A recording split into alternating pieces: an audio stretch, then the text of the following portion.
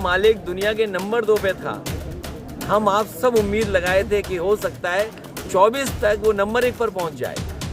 आज सोचो 20 की सूची से भी बाहर हो गया।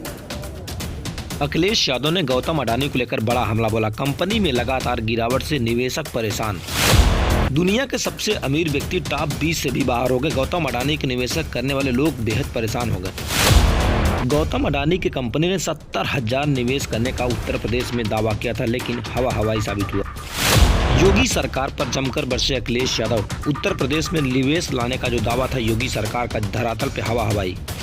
अमेरिका के रिसर्च फर्म हिंडमन की एक रिपोर्ट के बाद गौतम अडानी ग्रुप शेयर में भारी गिरावट लगातार देखी जा रही है। गौतम अडानी की कंपनी के एक रिपोर्ट आने के बाद अडानी का साम्राज्य खतरे में और लगातार गिरावट देखा जा रहा है।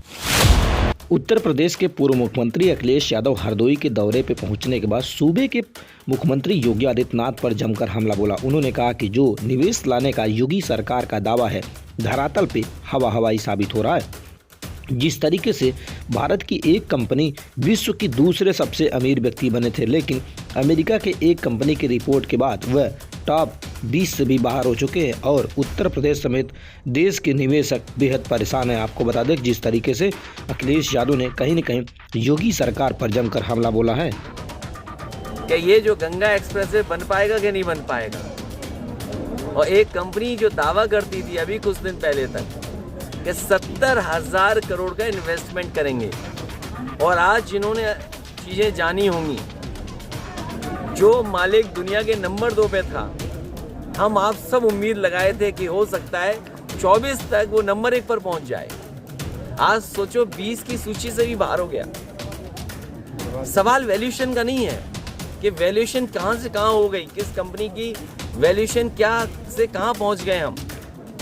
जिन लोगों ने पैसा लगाया था उनके पैसे का नुकसान कितना हुआ होगा। एक व्यक्ति, कंपनी तो 20 से बाहर हो गई सूची में, लेकिन जिन्होंने पैसा लगाया होगा उनका क्या नुकसान हुआ होगा। और फिर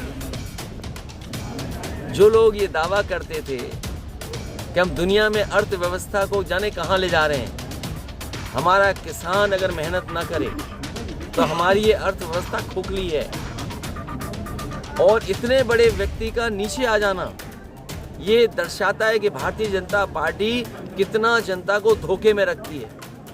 नोटबंदी आपने देखा, धोखा था। जीएसटी धोखा। आज ही कीमत दूध की बढ़ी है, और यहाँ तो ग्रामीण क्षेत्र जहाँ शायद दूध की कीमत वो नहीं है जो बाजार में आज है। अगर अमूल रुपया बढ़ा दे, अमूल अगर कीमत बढ़ा रहा है और 70 तक रुपए ले जा रहा है, तो सोचिए महंगाई कहाँ है। यही लोग रिफाइंड बेच रहे थे जानबूझ करके, सरसों का तेल महंगा करके। जब सरसों का तेल महंगा हो जाएगा और रिफाइंड सस्ता बिकने लगेगा, आपको याद होगा रिफाइंड कौन मालिक है। गेहूं में हालांकि वो जो मुनाफा किसान को मिलना चाहिए वो नहीं मिला।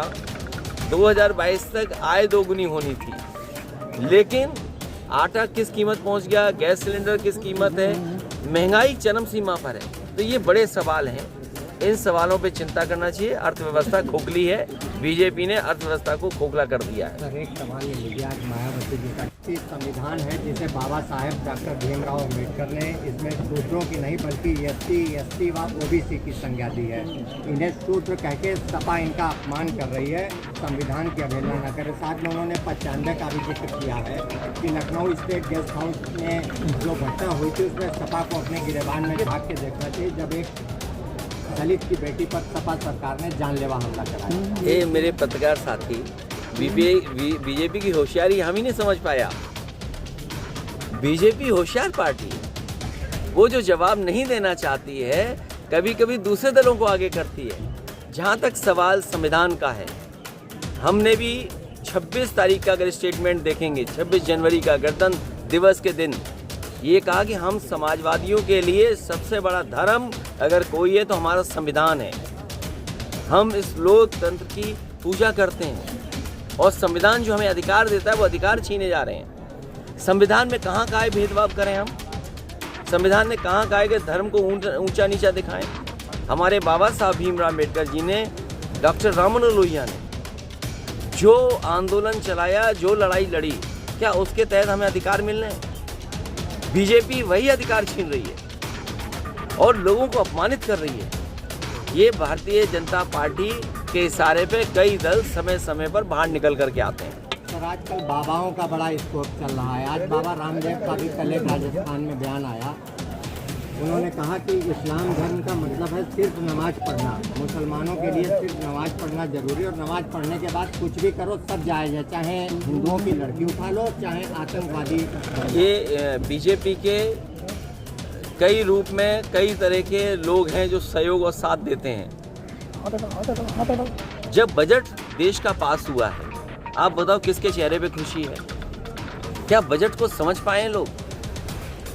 ये हर चीज जो हमें सहूलियत दे सकती थी, उस पे सब पे किस तरीके से कब्जा हो रहा है। चरम सीमा पर महंगाई, चरम सीमा पर बेरोजगारी। क्या महंगाई कम करने के लिए, बेरोजगारी कम करने के लिए कुछ फैसला लिया गया है? ये जो सड़कें बन रही हैं, हमको चिंता करनी चाहिए। ये गंगा एक्सप्रेस बन भी पाएगा, नहीं बन पाएगा? आपके बिल्कुल जिले से निकल के जा रहा है। सोचो ठेका किसके पास था? रामदेव जी की चिंता दूसरी। और देखिए, बाबा रामदेव जी के लिए चिंता इसलिए मत करिए, वो योग अब नहीं सिखा रहे, योग नहीं सिखा रहे हैं, वो व्यापार कर रहे हैं। मुझे उम्मीद है कि वो उत्तर प्रदेश में अच्छा व्यापार करेंगे।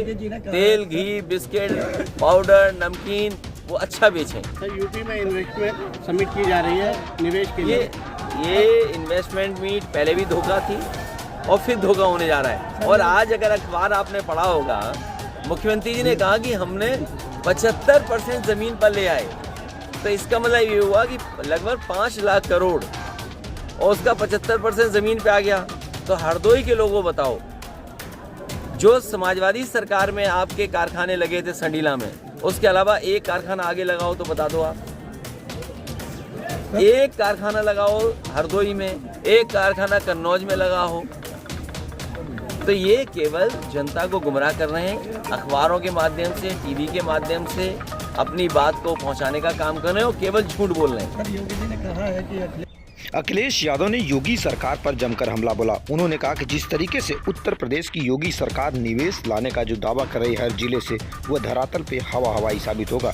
पिछला निवेश जो दावा किया गया था, योगी सरकार का टीवी चैनल हो चाहे पेपरों में जो निवेश करने का दावा किया जा रहा है, वो धरातल पे हवा हवाई है। और भारत की एक सबसे अमीर कंपनी चंद दिनों में 20 टॉप 10 से भी बाहर हो चुकी है। अखिलेश यादव जमकर हमला बोले हैं।